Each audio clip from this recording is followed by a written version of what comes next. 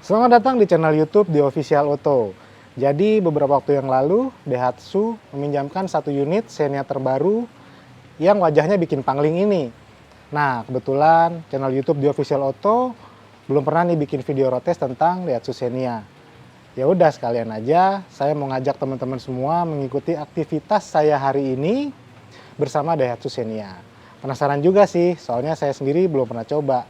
Apalagi katanya mobil ini sekarang jauh lebih nyaman dan fiturnya lebih lengkap. Saya juga jadi ingin membuktikan sendiri fitur keselamatan terpadu yang dinamakan ASA, Advanced Safety Assist. Katanya juga sekarang konfigurasi pelipatan kursi belakangnya jadi fleksibel banget, bisa dilipat-lipat jadi sofa yang nyaman gitu.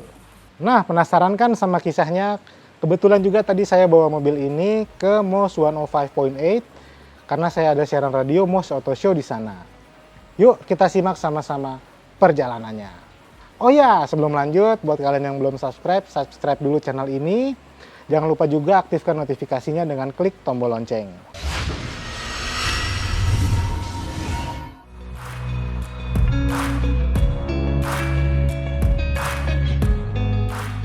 Seperti biasa, kita awali dengan mengamati bagian eksteriornya. Tapi nggak usah lama-lama, soalnya masalah desain itu terlalu personal. Kalau saya sih, jujur di antara low MPV yang lain, seperti Suzuki R3, Honda Mobilio, Mitsubishi Expander, dan bahkan Toyota Avanza dan Veloz sekalipun, desain Xenia justru lebih tampan. Selain itu, tak banyak ornamen hiasan krom, jadi lebih sederhana, tidak terlalu ramai. Lampu depannya sudah pakai LED, namun belum proyektor. Satu kritik saya, mungkin lampu berkendara siang hari atau DRL LED wajib terpasang. Selain jadi pemanis, bisa juga jadi penambah faktor keselamatan kala berkendara di siang hari. Berdiri di atas struktur rangka monokok DNGA yang serba baru, desainnya jadi lebih menarik, kaca depan lebih melandai, efeknya area blind spot di pilar A jadi lumayan nih dibanding sebelumnya. Tapi terus terang aja dari luar, dimensinya yang lebih rendah 40 mm membuat Daihatsu Xenia jadi terlihat kurang gagah. Menariknya walau dimensinya lebih rendah, tapi ground clearance justru bertambah dari 197 mm menjadi 205 mm. Untungnya, desain barunya ini berhasil mengangkat image Xenia menjadi semakin mewah. Pantas kalau unit yang kami uji ini tipe 1.5 R CVT ASA dihargai 272 juta. Tapi satu hal, untuk mobil seharga segitu mungkin desain belakang Xenia harusnya dipercantik sedikit. Jangan terlalu polos bentuknya, dibikin agak berotot lah. Oke, sekarang kita masuk ke dalam kabinnya. Satu hal yang paling saya sukai dari kabin Xenia terbaru, yakni konfigurasi kursi yang bisa dibikin jadi mode sofa. Kursi baris keduanya bisa ditidurin, bisa juga dilipat untuk akomodasi barang berukuran tinggi. Kalau semua kursi dilipat rata, nah kapasitas bagasinya jadi luas banget.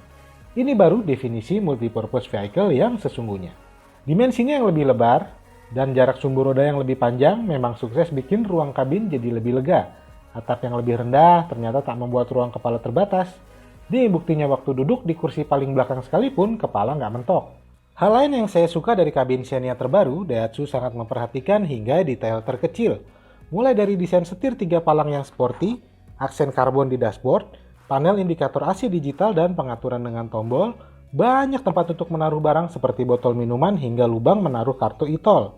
Konsol tengahnya ada sandaran tangan, sampai desain AC double blower yang tidak menonjol. Cakep. Fiturnya juga jauh lebih lengkap dari sebelumnya. Pertama, spion samping auto retractable, membuka kunci pintu cukup pegang handle, nyalakan mesin cukup tekan tombol, dan yang paling penting lagi, fitur keselamatan terpadu Advanced Safety Assist atau ASA.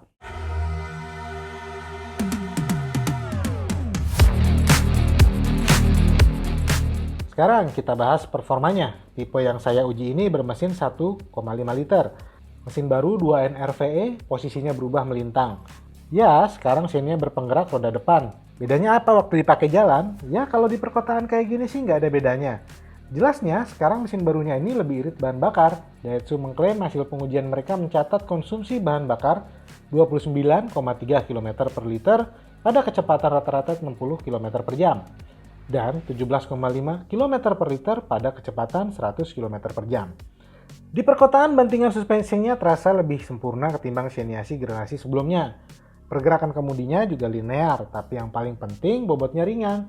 Sangat rileks, cocok nih buat dipakai nyetir sehari-hari di jalanan kota yang padat. Kekedapan kabin juga cukup baik, suara mesin dapat diredam optimal.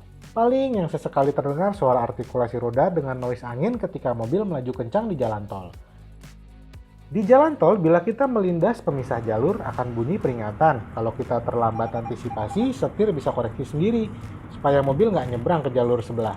Tapi ingat ya, tangan harus tetap pegang kemudi karena fitur ini cuma assist, bukan fitur autopilot kayak di mobil-mobil otonom mahal seperti Tesla. Begini juga udah keren sih, nggak nyangka aja fitur keselamatan terpadu bisa diterapkan di mobil sekelas low MPV. Tapi ada kekurangannya nih. Kalau hujan deras dan jalan tergenang, sensor agak kesulitan membaca marka jalan, jadi fitur ini tidak aktif. Fitur lainnya yang nggak kalah keren, kamera 360 atau Around View Monitor. Tampilannya jelas dan terang, cukup membantu saat parkir. Tangkapan gambarnya bisa dilihat melalui sistem multimedia 9 inci. Head unit floating miliknya ini sudah bisa terkoneksi dengan smartphone melalui Android Auto maupun Apple CarPlay. Jadi bisa buat navigasi online. Tapi kalau nggak dikoneksikan ke smartphone, head unitnya jadi sederhana banget karena cuma bisa memutar radio. Intinya, sebagai low MPV seharga 200 jutaan rupiah, paket yang dimiliki Daihatsu Xenia sudah cukup untuk diajak bersaing dengan para kompetitor di kelasnya. Memang, ia belum dibekali dengan fitur cruise control seperti yang dimiliki oleh Mitsubishi Xpander. Tetapi dengan segudang fitur keselamatan canggih yang dimilikinya, kekurangan itu jadi tidak terasa begitu penting.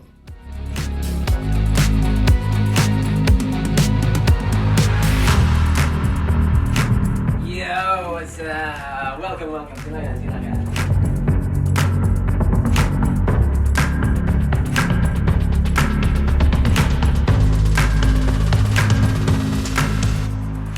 Nah, itu tadi teman-teman perjalanan saya 1 hari bersama Daihatsu Xenia generasi terbaru.